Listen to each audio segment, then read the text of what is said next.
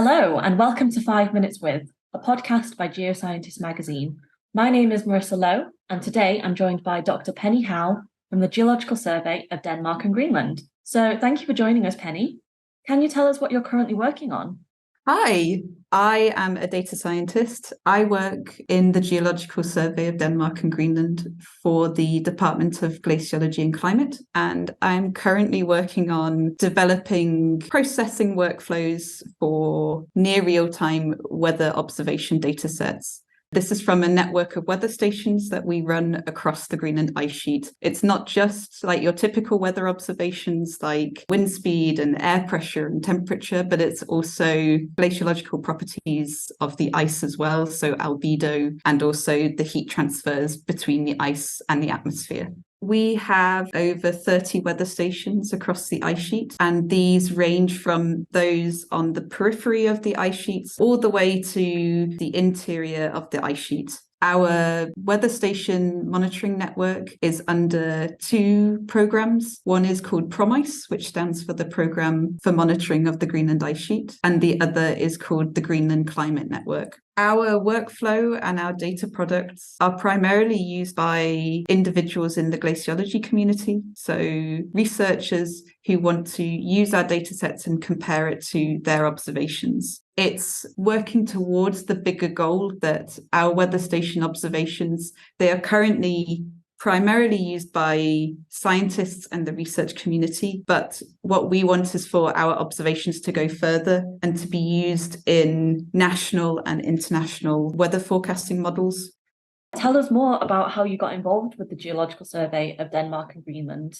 I did my bachelor's and master's, and through that I learned that I really liked independent research.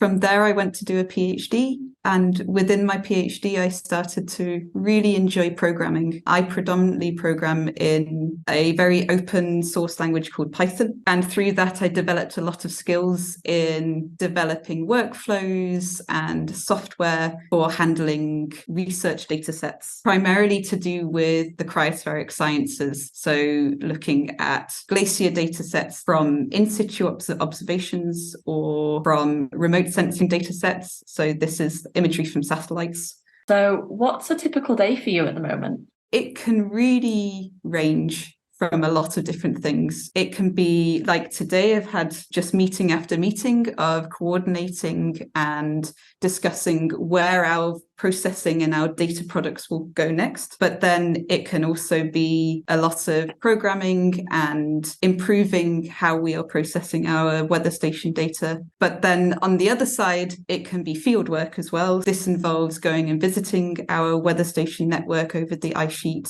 and going and maintaining them or putting up new stations. What's your favorite thing about your job?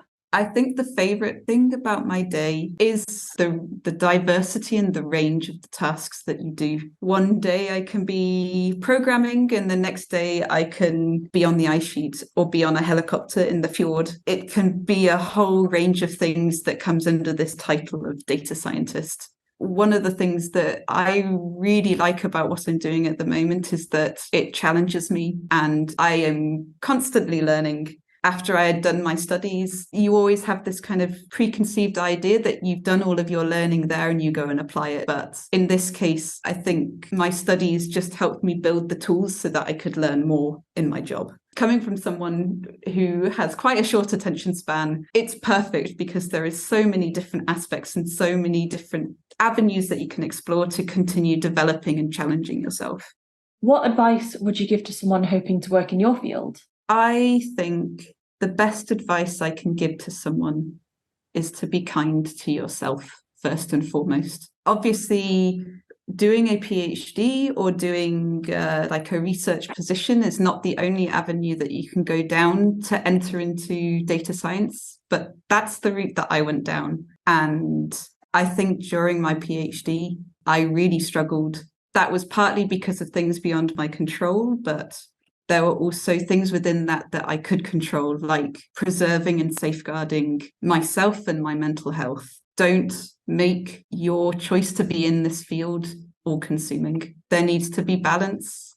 I could say something more about like the work ethic or like some direct advice about entering into glaciology or geology or to data science. But I think that's the biggest one for me, is just be kind to yourself. I think that's amazing advice and applies to every different field, no matter what you're doing your PhD in, no matter what career you want to do. Yeah. Thank you. So thank you so much, Penny, for joining me today. That was a really insightful conversation. Thank you.